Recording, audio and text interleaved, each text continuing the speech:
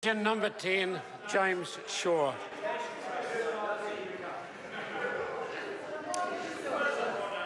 James Shaw. Thank you, Mr. Speaker. My question is to the Prime Minister. Does he stand by all his statements?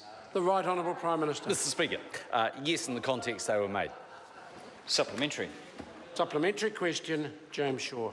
Does he stand by his statement in relation to agriculture and climate change that, quote, science will deal with the issues as long as we keep investing, end quote? Mr. Speaker. The Right Honourable Prime Minister. Definitely.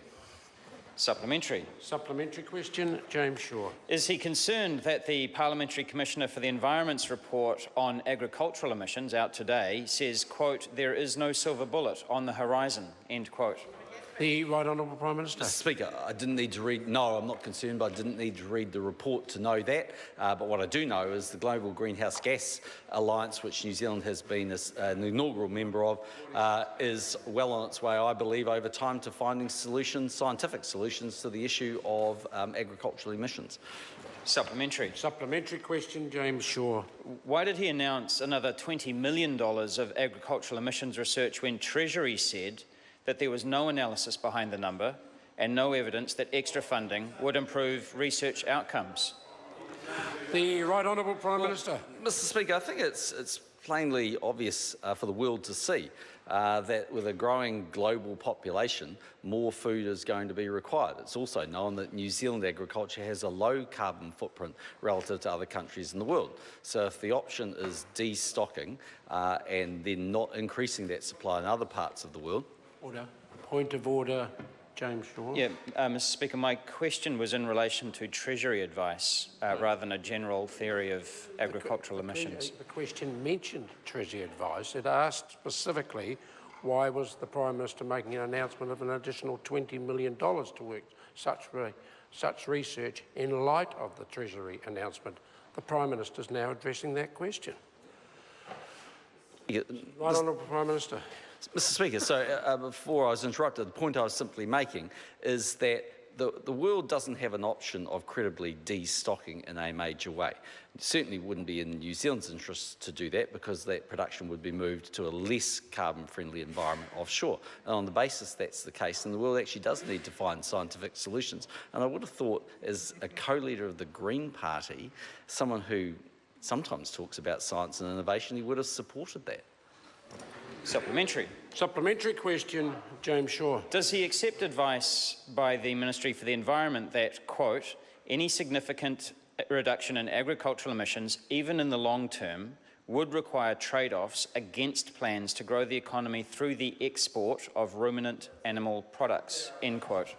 The Right Honourable Prime Minister. No, I don't accept that advice. I think over time there will be scientific solutions which will allow us to combat that, and I think it will be eminently possible that New Zealand will be able to increase its production and lower its carbon footprint from agriculture.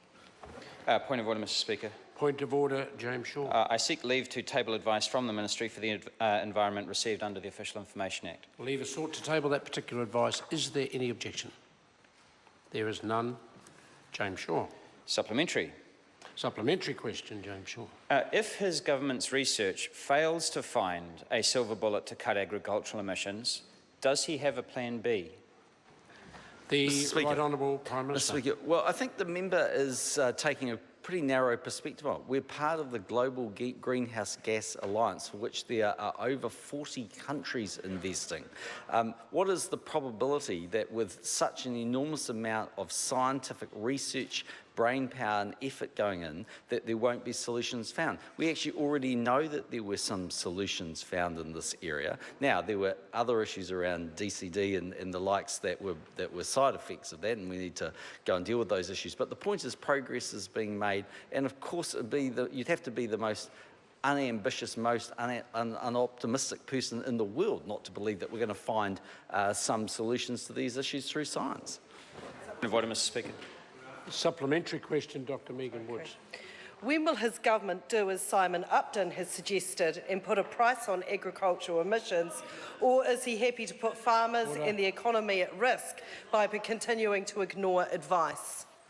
Yep. The Right Honourable Prime Minister. Well, firstly, we'd have to check the veracity of that statement, but also, secondly, Mr Speaker, farmers already have a price on some of their inputs for agriculture, and thirdly, Mr Speaker, I think we have one of the very few set of farmers in the world who operate in an completely unsubsidised basis, but putting an additional tax on them that no other farmers face, I think is grossly unfair. I know the member comes from a party that hates farmers, but over here we actually like them. Order. Point of order, Mr Speaker. Order. Order. Point of order, James Sherrill.